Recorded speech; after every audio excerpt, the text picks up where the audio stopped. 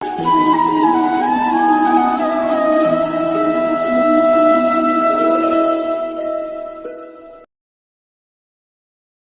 गुरुष्णु गुरुदेवो महेश्वरा गुरु साक्षात परब्रह्म तस्मै श्री गुरुवे नमः। सदगुरु देवनाथ महाराज के श्री चरणों में प्रणाम करके आज की वार्ता को शुरू करते हैं। कैसे हैं मित्रों?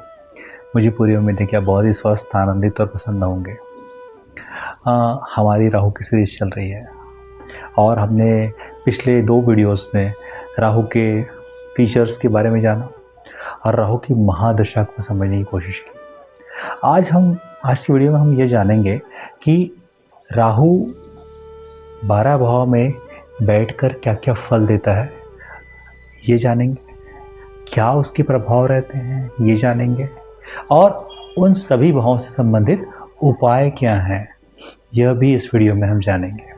तो हम इस बात को शुरू करते हैं। कहते हैं कि राहु जिस भाव में बैठता है उस भाव में इंसान की भूख को बढ़ा देता है, अर्थात वहाँ उसकी भूख छुपी होती है। एक तरीके से हम ऐसा कह सकते हैं।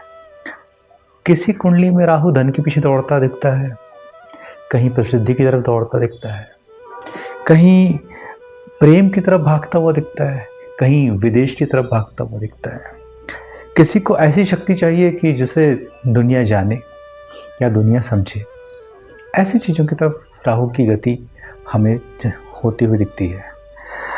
तो यहाँ पर जो सबसे बड़ा रहस्य है वो ये है कि राहु जो है वह चीज़ आपको नहीं देता जिसकी आपको इच्छा है। वह उस आपकी टेस्ट बना देता है, एक परीक्षा बना देता है। तो यहाँ पर आज हम यह जानेंगे कि 12 भाव में क्या उसके परिणाम है। राहु का जो है संबंध होता है कि महत्वाकांक्षा से है, इच्छा से है, विदेशी संपर्क से है, अनुभव से है, प्रसिद्धि से है, अथाह भौतिक इच्छाओं से राहु का संबंध है। लेकिन राहु का फैसला, जैसे मैं कह रहा हूँ कि आज हम सिर्फ भाव में राहु की स्थिति को जानें, पर हमको यदि होलिस्टिक वे में राहु को जानना है तो फिर पूरी कुंडली का एक अध्ययन हमको यहाँ पर करने की आवश्यकता होगी।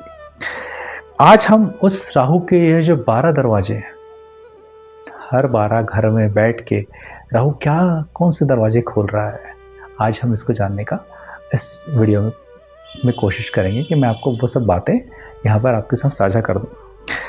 तो देखिए, राहु के बारे में यदि मैं बात करूँ, यदि पहले घर में राहु बैठा है, फर्स्ट हाउस, व्यक्ति की पर्सनालिटी में राहु बैठता है, तो उसका सबसे बड़ा क्वेश्चन होता है कि यार मैं कौन हूँ। चिंतन वाला मामला है यहाँ पर कि मैं कौन हूँ।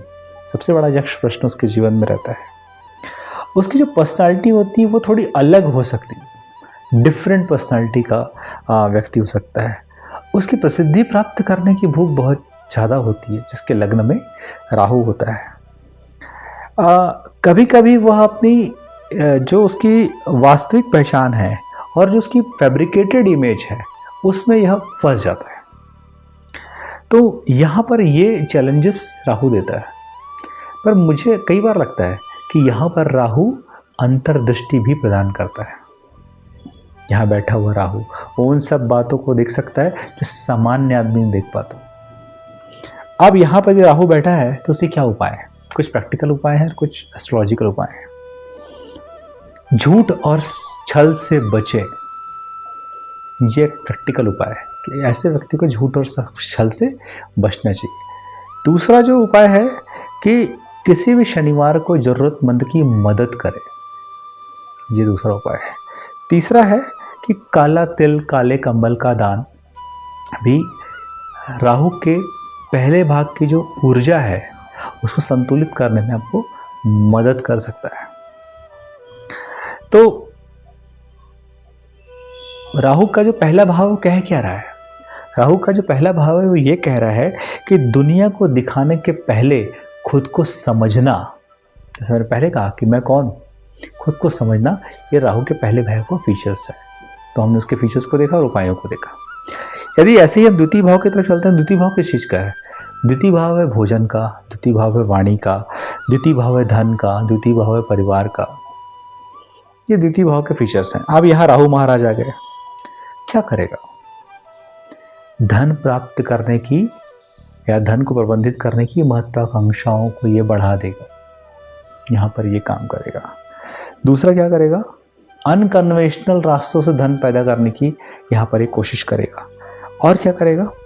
यहाँ पर राहु बैठने से वाणी को कठोर कर देगा और धन को लेकर लालच पैदा कर सकता है। ये फीचर्स यहाँ पर आ सकते हैं।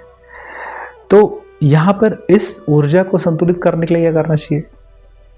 वाणी पर नियंत्रण रखना चाहिए, पहली चीज। कुछ भी आड़ा टेढ़ा नहीं खाना चाहिए, दूसरी चीज। तीसरी चीज, भोजन को सम्मान देना चाहिए, भोजन का दान करना चाहिए, गरीबों को भोज कराना चाहिए। तो ऐसा कराने से हम इस सेकंड हाउस की जो ऊर्जा है उसको हम संतुलित कर सकते हैं। यहाँ पर राहु धन दे सकता है, लेकिन धन के प्रति मोह को अथाह बढ़ा सकता है। संभलने की जरूरत है। थर्ड हाउस, पराक्रम का भाव। यहाँ पर कम्युनिकेशन का भाव, साहस का भाव, करेज का भाव, नेटवर्किंग का भाव। यहाँ जो बैठा हुआ जो राहु है वह डिजिटल प्लेटफॉर्म्स की तरफ व्यक्ति को ले जाता है। यहाँ बैठा हुआ राहु सोशल मीडिया इन्फ्लुएंसर्स के रूप में आगे ले जा सकता है। कम्युनिकेशन क्षेत्रों में भारी रुचि व्यक्ति की देखी गई है। यहाँ पर अति साहस के दुष्परिणाम भी हो जाते हैं। यहाँ पर संभलने की ज़रूरत है। तो मुझे लगता है कि यहाँ राहु अच्छा है, पराक्रम में है। पाप ग्रह पराक्रम में हमेशा अच्छे होते हैं, उपचय भाव। तो यहाँ पर राहु है। उपाय क्या करना चाहिए? पहला उपाय, भाई बहनों के साथ संबंध बहुत अच्छे रखें, संतुलित करना है यहाँ की ऊर्जा को। दूसरा क्या करना है? अपने जो स्किल्स है उसको बढ़ाएं और उसको एक पॉजिटिव डायरेक्शन दें। मेहनत और अनुशासन को बनाए रखें कि बात उपाय के रूप में बोल रहा हूं मैं आपको, ये यहाँ पर करना चाहिए। और अति साहस से बचने की आवश्यकता है, ये यहाँ पर आवश्यक है। तो यहाँ पर मुझे लगता है कि एम्बिशंस, बड़ा एम्बिशंस का कारक ग्रह राहु है, तो तृतीय भाव में बैठ के आपको वह ऊर्जा दे सकता है। संतुलन के उपाय मैंने आपको बताया, बिल्कुल ध्यान रखिए उस चीज का। अब हम चलते हैं चौथे भाव की तरफ, माँ का भाव, मन का भाव, मन की शांति का भाव, हृदय का भाव। अब राहु महाराज यहाँ पे आ गए, मैलेफिक प्लैनेट राहु आ गए। क्या करेगा? राहु घर बदलने को प्रेरित करेगा, अपने घर से दूर जाने को प्रेरित करेगा, विदेश जाने को आकर्षित करेगा। अति लग्जरी, जो कि लग्जरी का हाउस है, अति लग्जरी और अति लाइफ स्टाइल का चाह, बहुत स्टाइलिश आदमी होगा। यहाँ पे चौथे भाव में राहु यहाँ पे होगा तो आकर्षित कर सकता है। लेकिन एक बात और है कि बाहर सब कुछ है पर शांति इनमें है, मन के अंदर है। यहाँ पर ध्यान रखने की जरूरत है। यहाँ की ऊर्जा को संतुलित करना तो क्या करना पड़ेगा? माँ का सम्मान करें, माँ की सेवा करें, घर में स्वच्छता बनाए रखें, शांति का माहौल मुश्किल है पर बनाए रखना होगा। और जो ज़रूरतमंद है उनको दान करें, कंबल इत्यादि का दान, वस्त्रों का दान यहाँ पर किया जा सकता है। जो चतुर्थ भाव के राहु को डैमेज होने से, उसकी ऊर्जा को असंतुलित होने से सामान्य तौर पर हो तो उसको बचा सकते हैं। पांचवा भाव, पंचम भाव किस चीज का है? पंचम भाव बुद्धि का, प्रेम का, क्रिएटिविटी का भाव है। यहां राहु को व्यक्ति को बहुत अनकन्वेंशनल थिंकर बना देता है। यहाँ पर यदि राहु बैठा हुआ है तो बहुत ही अनकन्वेंशनल थिंकर जैसा बिहेवियर होता है। Creative field, ideas, entertainment industry की तरफ बहुत आकर्षण यहाँ पर हो सकता है। लेकिन प्रेम में थोड़ा दिक्कत पैदा कर सकता है। मतलब कुछ डिसीजन गलत हो सकते हैं, ध्यान रखने की आवश्यकता है, सावधानी रखने की आवश्यकता है। क्या उपाय करना चाहिए? विद्यार्थियों की सहायता करें, बच्चों के साथ बिहेवियर बहुत अच्छा रखें, ओवर थिंकिंग से बचने की यहाँ पे मैं सलाह दूंगा। अत्यधिक रिस्क टेकिंग नहीं करना चाहिए। यहाँ पर यदि राहु है तो ओवर रिस्क नहीं लेना चाहिए। यहाँ पर व्यक्ति के दिमाग को राहु असामान्य बना देता है, क्योंकि राहु, जैसा मैंने पिछले वीडियो में बताया, कि एक्सपांशन का कारक ग्रह है, बड़ा करने वाला कारक ग्रह है। यहाँ वो ऐसा करेगा तो रिस्क टेकिंग थोड़ा कम करना चाहिए, नहीं करना चाहिए। लेकिन बुद्धि का उपयोग किस डायरेक्शन में होगा, यह चैलेंजिंग बात है। यहाँ पर जो भगवान ने फ्री विल दी है, या भगवान ने जो विवेक दिया है, उसका उपयोग करना चाहिए, मुझे ऐसा लगता है। और यही असली टेस्ट है पंचम भाव के राहु का, कि आपके पास में बेहतरीन नॉलेज है, पर आप उसको किस डायरेक्शन में ले आते हैं, वह एक महत्वपूर्ण बात है। कुछ उपाय बताएं, ज़रूर ध्यान रखिए, उपाय कीजिए और यहाँ की ऊर्जा को संतुलित कीजिए। छठवां भाव, यहाँ पर कहानी चेंज हो जाती है, बदल जाती है। छठवां भाव किस चीज का है? रोग, ऋण, रिपु, शत्रुओं का भाव है, रोग का भाव है, कर्जे का भाव है। अब यहां पर यदि राहु बैठता है तो यहां पर राहु के अंदर लड़ने की अपार क्षमता है, पैदा हो जाती है। वो किसी भी असामान्य परिस्थिति से निपटने की योग्यता इस व्यक्ति के अंदर में होती है। कंपटीशन में विजयी होने की संभावनाओं को यहाँ ये बना देता है।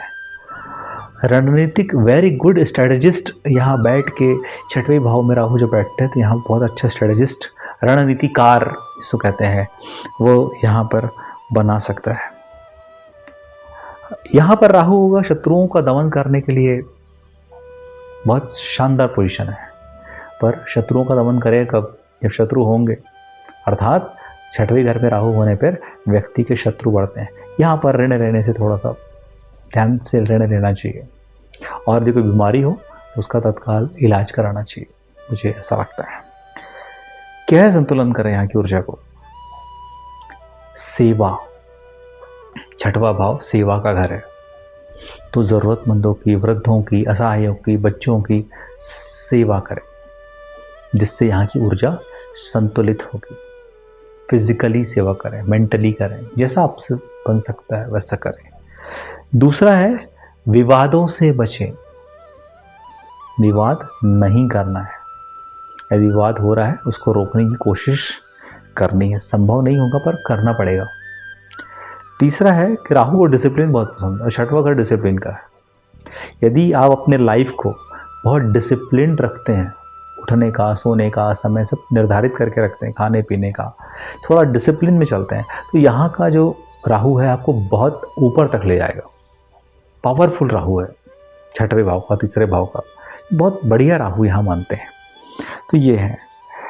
तो जहाँ पर देखो, छठवें भाव का राहु के बारे में एक बात बताता हूँ, जहाँ पर लोग किसी चीज़ को समस्या के रूप में देखते हैं ना, वहाँ पर छठवें भाव का राहु उसमें उस समस्या से बाहर निकलने की स्ट्रेटजी देखता है। वो प्रॉब्लम नहीं देखता है, वो ये देखता है कि इस प्रॉब्लम को कैसे सॉल्व किया जा सकता है। तो ये सामर्थ्य है छठवें भाव के राहु का, बहुत शानदार पोजीशन है। आप अपनी कुंडली में देखिए, यदि हो तो मुझे कमेंट्स करिए। तो मित्रों, आज के लिए छठवें भाव तक ही। अगले वीडियोस में हम 7वें भाव से लेके 12वें भाव तक के राहु के बारे में अवश्य बात करेंगे, और उनके उपायों को भी समझने की कोशिश करेंगे। तो आप सब ने मुझे बहुत धैर्यपूर्वक सुना, इसके लिए आप सबका बहुत बहुत आभार, बहुत बहुत धन्यवाद। जय श्री राम।